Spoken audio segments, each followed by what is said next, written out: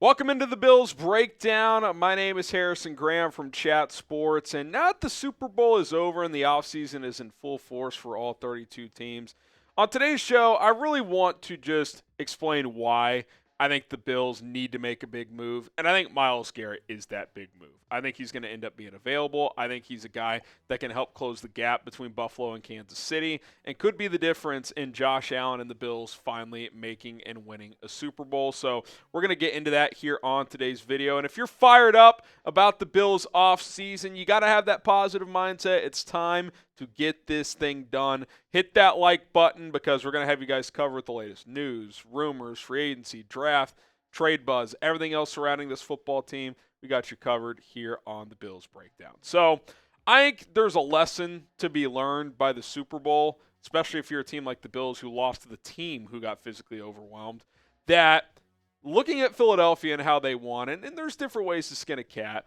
but one thing is clear is that if you have really, really good trenches, and the Bills have a great offensive line, but their D-line's kind of average, that just gives you a really good chance to win in just about every game you play in.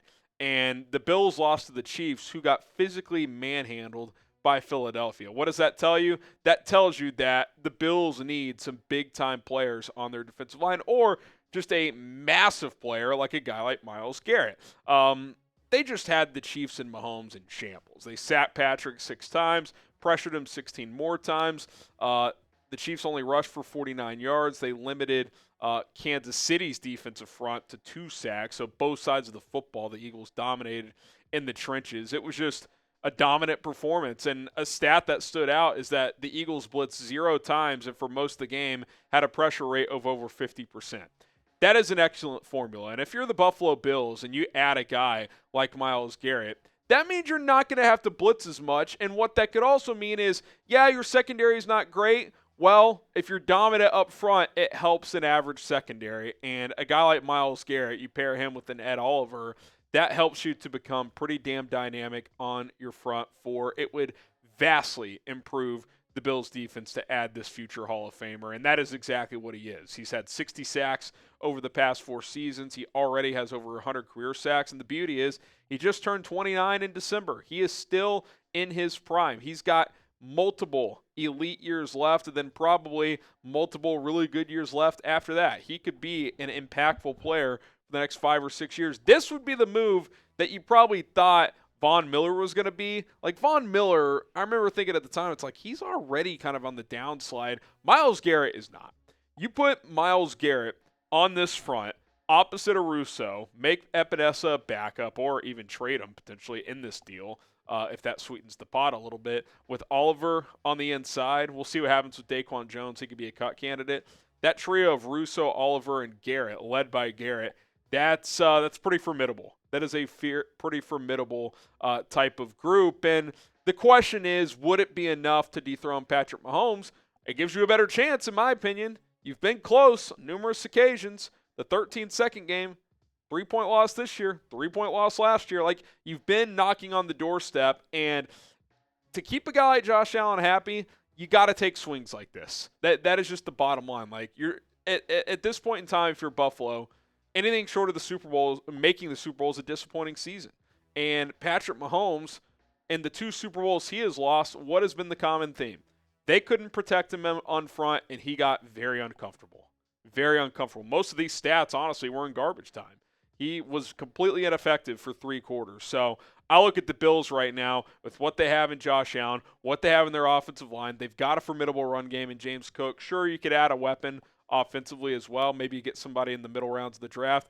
Go get Myles Garrett because he could change the direction of your franchise in terms of, hey, not only are we a contender, we're a team that wins a Super Bowl. And quite frankly, if you don't get him, some other contender is going to, because I do think eventually Cleveland's going to trade him, and it might as well be you because you don't want him to fall into the laps of another contender. And by the way, a team like the Chiefs, who already is a notch above you, they could be in on Myles Garrett because they just got manhandled by Philadelphia, and they probably feel like they need to make a big-time move. So if I'm Buffalo, I am thinking long and hard about this, and I am on the phone with the Browns, and I am making some trade offers to try and convince Cleveland to bring him to the Bills. It's a conference trade, but I still think you could potentially get it done. So here's my trade idea.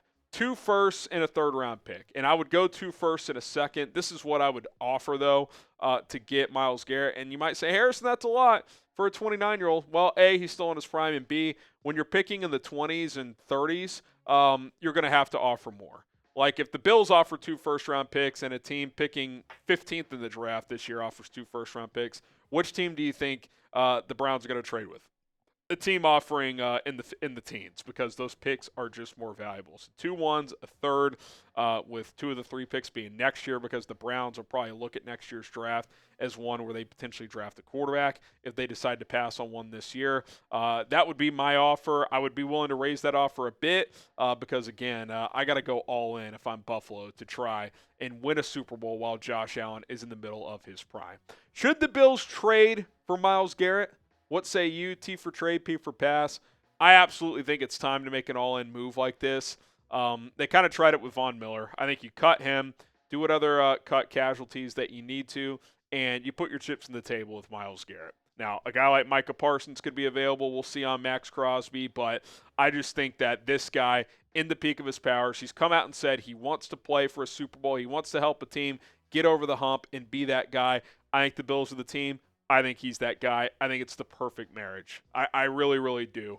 I think you get this guy in here, and I'll say this right now. If the Bills got Myles Garrett, I think you could make a strong argument that they're the favorites to come out of the AFC next year, because the rest of their core is pretty much intact. They don't have a lot of guys that they're going to lose. They're going to have to make some minor decisions on a few key players, but nothing crazy. The Chiefs have bigger question marks. What are they going to do with Trey Smith? Are they going to keep Joe Thuney or cut him?